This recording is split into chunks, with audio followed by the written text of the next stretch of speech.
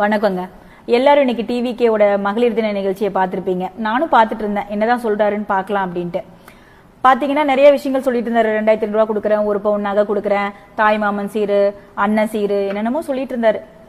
எல்லாருமே copy gate schemes தான். Already அம்மா அவர்கள் கொண்டு வந்த ஸ்கீம்ஸ் தான் இவங்க திருப்பி திருப்பி வேற பேர் வச்சு சொல்லிட்டு இருக்காங்க. ஆனா கடைசியா ஒரு விஷயம் சொன்னாருங்க, கேட்டோடனே பயங்கர அப்செட் ஆயிடுச்சு.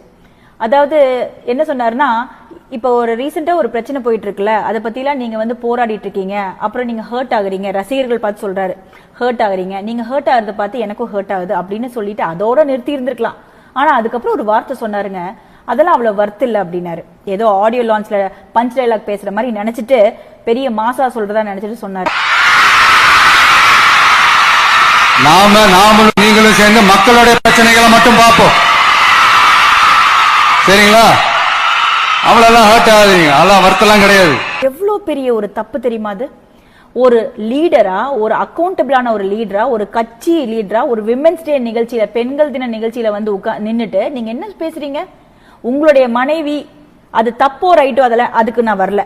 ஆனா அவங்க ஏதோ ஒரு விஷயம் பண்ணிருக்காங்க, அது பொது வழியில இந்த மாதிரி ஒரு கேஸ் போகுது அப்படின்னு நாங்க தெரிஞ்சுக்கிறோம், மக்களாகிய நாங்க தெரிஞ்சுக்கிறோம். அதை பத்தி நீங்க அட்ரஸ் பண்றப்போ உங்களுடைய ஃபேன்ஸுக்கும் உங்க ரசிகர்களுக்கு நீங்க என்ன சொல்லிருக்கணும்? இது பர்சனல் அட்டாக் நடந்துட்டு இருக்கு, இதை நான் பாத்துக்கிறேன், நீங்க மக்கள் சேவை மட்டும் பாருங்கன்னு அதோட நிறுத்தி இருக்கணும். அதுக்கப்புறம் ஒரு வார்த்தை என்ன சொல்றீங்க, அதெல்லாம் அவ்வளவு வர்த் இல்லைன்னு சொல்றீங்களா? எப்படி நீங்க அப்படி அந்த வார்த்தை சொல்லலாம்? ஒரு பொது மேடையில உங்களுடைய தனிப்பட்ட பிரச்சனையா இருந்தா கூட அது ஒரு பெண் சம்பந்தமா இருக்கிறப்ப அது அவ்வளவு வர்த்தலன்னு சொன்னீங்கன்னா, அப்ப அந்த பெண்ணுக்கு நீங்க என்ன மரியாதை கொடுக்குறீங்க? நீங்க இந்த வார்த்தை சொன்னதுக்கு அப்புறம் உங்களோட வர்த் என்னன்னு எங்களுக்கு தெரிஞ்சிருச்சு. நீங்க எத்தனை ஜென்ம ஆனாலும் மக்கள் தலைவர் ஆகவே முடியாது. நீங்க அந்த மாயையிலேயே சுத்திட்டு தான் இருக்கணும். நான் ஒரு நடிகர், என்னைய பார்த்து எல்லாருமே சூப்பரா மகிழ்றாங்க அப்படின்னு நீங்க செல்ஃபி எடுத்து சுத்திட்டே இருக்குமே ஒழிஞ்சு, ஒரு மக்கள் தலைவர் ஆகணும்னா நாம பேசுற ஒவ்வொரு வார்த்தைக்கும் அக்கௌண்டபிளா இருக்கணும். நீங்க உங்க லைஃபுக்கே அக்கௌண்டபிளா இல்ல, அப்புறம் நீங்க பேசுற வார்த்தைக்கு மட்டும் எப்படி அக்கௌண்டபிளா இருக்க போறீங்க?